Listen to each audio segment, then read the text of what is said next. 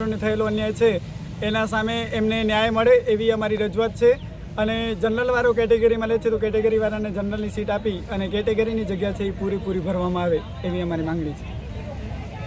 અમને સાહેબને એટલી જ વિનંતી કરીએ છીએ કે અમે આટલા 10 વર્ષથી મહેનત કરીએ છીએ તો અમારો હક છે કે અમને એ જે ખાલી જગ્યા છે એમાં અમને બીજો રાઉન્ડ આપે અને દરેક ઉમેદવારને યોગ્ય ન્યાય આપે એવી જ મારી આશા છે, વિનંતી છે।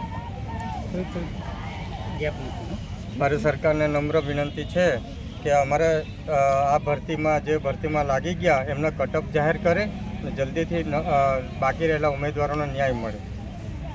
27 જૂને હાયરમાં ફાઇનલ શાળા ફાળવણી લિસ્ટ જાહેર કરવામાં આવ્યું હતું।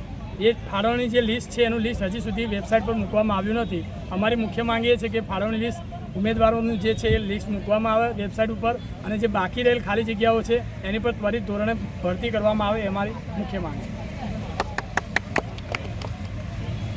પહેલો રાઉન્ડ પાડ્યો અને આજે એ શિક્ષકોને લાગી ગયા, આજે 1 મહિનો પૂરો થયો, એમને પગાર પણ આવી ગયો, છતાં પણ હજુ રાઉન્ડની કોઈ વ્યવસ્થા નથી થઈ કે નથી સ્કૂલ એલોમેન્ટ એમને જે મળ્યું છે એ કઈ કેટેગરી, કઈ સ્કૂલ, કઈ જિલ્લા વાઇઝ, કયા તાલુકા વાઇઝ જે મળ્યું છે એ હજુ જાહેર નથી કરાયું। એના માટે બીજો રાઉન્ડ સત્વરે ઘણી બધી જગ્યાઓ ખાલી છે એના માટે જાહેર કરવામાં આવે અને જેટલા પણ ઉમેદવાર છે અને જેટલી જગ્યાઓ ખાલી છે એ બધી ભરવામાં આવે। મારી સરકારને એક જ માંગ છે, જગ્યા વધારો, જગ્યા વધારો, 9 થી 12 માં જગ્યા વધારો, જગ્યા વધારો, જગ્યા વધારો, 9 થી 12 માં જગ્યા વધારો, રાઉન્ડ પાડો, રાઉન્ડ પાડો, 9 થી 12 માં રાઉન્ડ પાડો, રાઉન્ડ પાડો, રાઉન્ડ પાડો, 9 થી 12 માં રાઉન્ડ પાડો, નાન સાહેબ રદ કરો, નાન સાહેબ રદ કરો, કાયમી શિક્ષકોની ભરતી કરો, કાયમી શિક્ષકોની ભરતી કરો।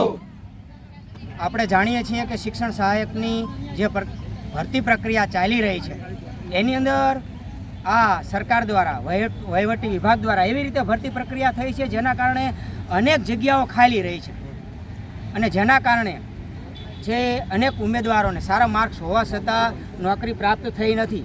એની સામે કચ્છ જેવા અનેક વિસ્તારો છે જેની અંદર વિદ્યાર્થીઓ શિક્ષક પ્રાપ્ત થાય એના માટે થઈ અને ઉગ્ર આંદોલન ચલાવી રહ્યા છે। આ બાજુ ગાંધીનગરની અંદર છે ઉમેદવારો આંદોલન ચલાવી રહ્યા છે।